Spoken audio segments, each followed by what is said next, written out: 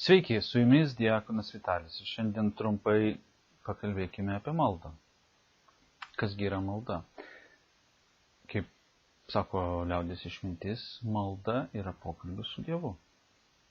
Ir iš tiesų, tačiau ne vien tik tai.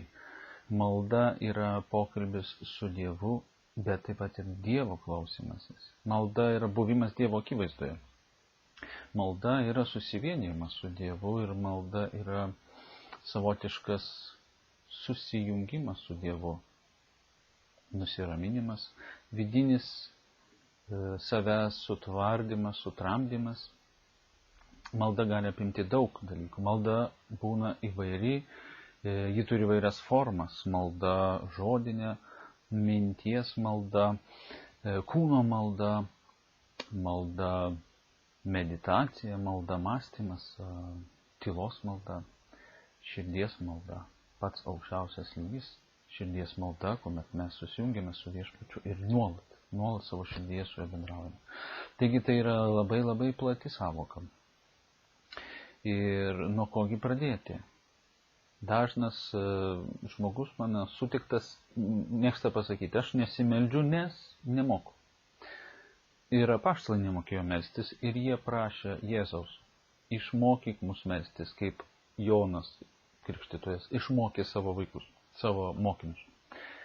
Ir Jėzus išmoko, kai melsitės, nedaugiažodžiaukite, bet prašykite šiais žodžiais, Tėve mūsų, kuris esi danguje. Ir taip toliau. Šią maldą turbūt esate girdėję bent kartą savo gyvenime, ar bent jau žinote, kad tokia egzistuoja. Taigi, tai yra Jėzaus išmokyta malda. Tai tobuliausia būtų pradėti nuo jos. Kuomet mes pradedam tikėjimo kelią arba ieškome dar Dievo, gal net nesuradę ir dar net nepatikėję, nesupratę, nesutikę jo savo gyvenime, akis į akį, bet jo ieškome, mes galime pradėti nuo šios maldos. Kreiptis į Dievą, sakydami, Tėve mūsų. Ir kalbėti su juo šiais Jėzaus išmokytais žodžiais. To užteks pradžiai. Mes taip pat galime pradėti ir savai žodžiais kalbėti. Jeigu ieškome Dievo, sakyti, Dieve, aš tavęs ieškau. Aš žinau, kad ir tu manęs ieškai. Tad tik tavo valioje yra padėti, sugebėti mums susitikti su tavimi. Ir tokiais žodžiais mes galime pradėti savo tikėjimo kelionę.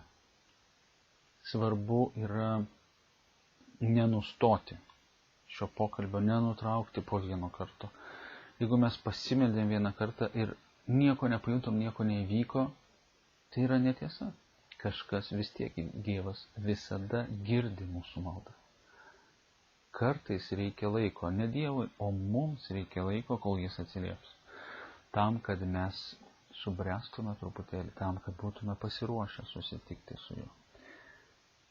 Tai įveskime po truputį, įveskime į savo kasdienybę maldą.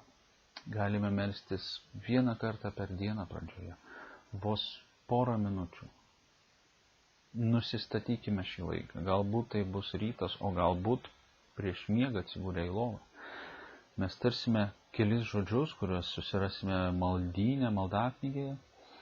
Pasakysime keletą žodžių savo minčių, kaip kalbame su draugu ar su bet kokiu žmogumi, asmeniu. Nes Viešpat, Dievas yra asmuo ir jis nori su mumis bendrauti tokiu būdu.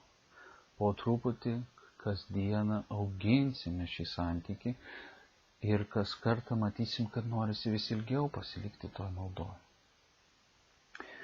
Jeigu Viešpats prisilies prie mūsų širdies, iškart pajusime didžiulį malonumą bendrauti su juo, džiaugsmą bendrauti su juo ir norėsime tai daryti. Įveskime į savo maldą šventų rašto skaitymą. Ne viską suprasime iš pirmo karto. Tačiau atsivertę, kad ir Mato ar Morkaus Evangeliją, galime skaityti po vieną eilutę, po dvi, galbūt po skyrelį ir net nesuprasdami galime po perskaityto skyrelio tarti Viešpatie, aš noriu tave suprasti, noriu suprasti, ką perskaičiau ir tave pažinti, padėk man. Ir viskas.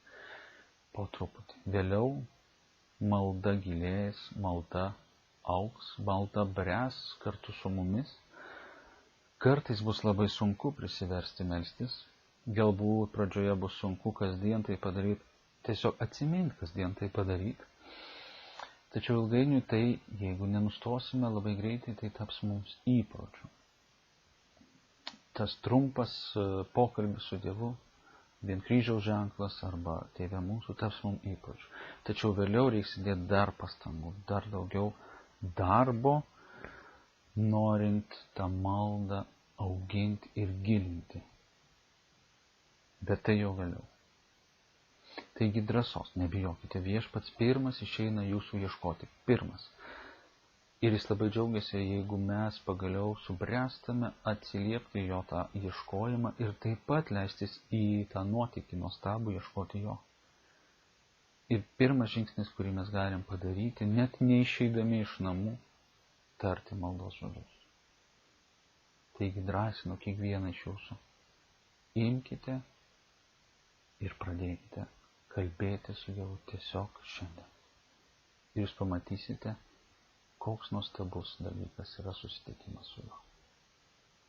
O vėliau kalbėsime ir daugiau, ką dar galima daryti, kaip dar galima augti ir eiti link Dievo. Ačiū, su jumis buvo diakonas Vitalis. Iki.